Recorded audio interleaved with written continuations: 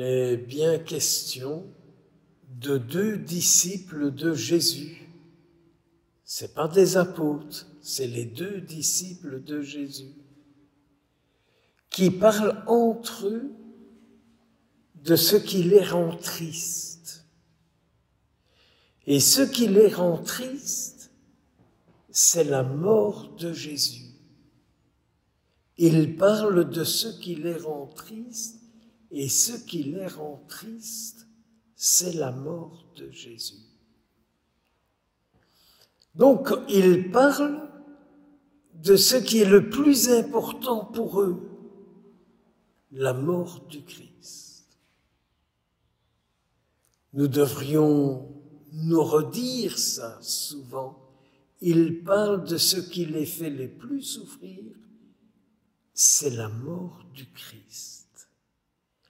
Et leur avenir avec Jésus qui est mort. Vous connaissez beaucoup de gens qui parlent comme ça et qui vous disent le plus dramatique, c'est la mort de Jésus et mon avenir avec Jésus qui est mort. Pouvez-vous laisser un peu aller et vous imaginer si tous les chrétiens parlaient de la sorte?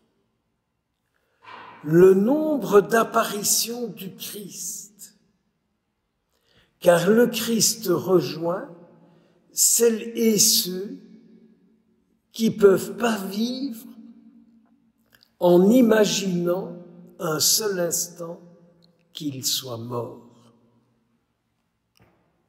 Moi, je ne connais pas beaucoup de chrétiens qui vivent de la sorte. Mais peut-être que vous en connaissez beaucoup. Merci Seigneur. Mais Jésus n'apparaît que auprès de ceux qui ne peuvent pas vivre en s'imaginant qu'il est mort. Ce sont ceux-là que Jésus rejoint. Jésus ne rejoint pas tous ceux qui profitent de lui. Jésus rejoint ceux qui le veulent vivant et ressuscité.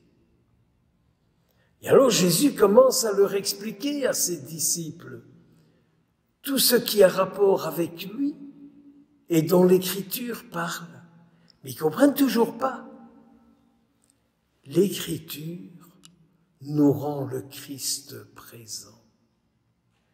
L'Écriture nous rend Jésus présent à nos vies. L'Écriture nous le ressuscite en nous. Méditez la parole et vous rencontrerez le ressuscité. Il viendra vous rejoindre. Mais il faut encore quelque chose de plus que la parole. Reste avec nous. Oui, tu parles. Oui, ta parole nous réconforte, mais reste avec nous. Reste avec nous. Et ils le reconnurent à la fraction du pain.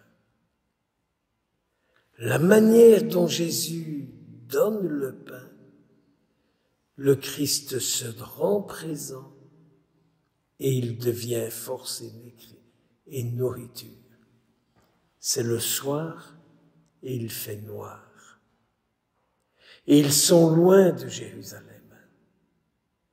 Mais dans l'obscurité, dans le noir, ils sont habités par le Christ qui est lumière, vie et force, et ils se mettent en route et ils vont retrouver les autres à qui ils disent « c'est quand même vrai, il est ressuscité, il est venu nous parler, il est venu nous nourrir ». N'est-ce pas la grâce que nous recevons à chaque Eucharistie? Il me rejoint, il me nourrit, il me donne sa vie pour que je vive de sa vie. Par lui, avec lui et en lui. Pierre et Jean sont à la belle porte. Et il y a ce pauvre gars qui fait la manche.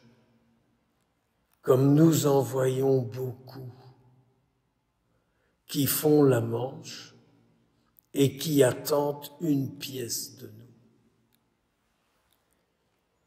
Et ils ont le courage de dire à ce type, regarde-nous, regarde-nous. Nous n'avons rien à te donner, mais nous te donnons l'amour de notre vie, Jésus-Christ. Ils lui tendent la main et ils le remettent debout. Le jour où nous, chrétiens, Jésus sera l'amour de notre vie, nous pourrons dire aux gens, regardez-nous et dans nos yeux, vous découvrirez l'amour de notre vie.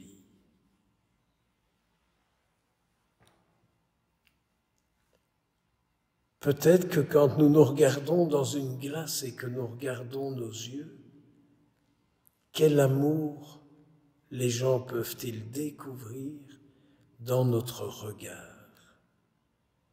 Découvrent-ils l'amour de notre vie? Car l'amour, n'est-ce pas ce que l'on regarde et ce qui est regardé en nous?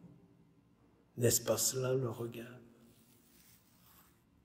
Que le Seigneur nous fasse cette grâce, qu'on puisse le découvrir dans notre regard. Et alors nous aurons le regard d'amour du Christ à offrir. Amen.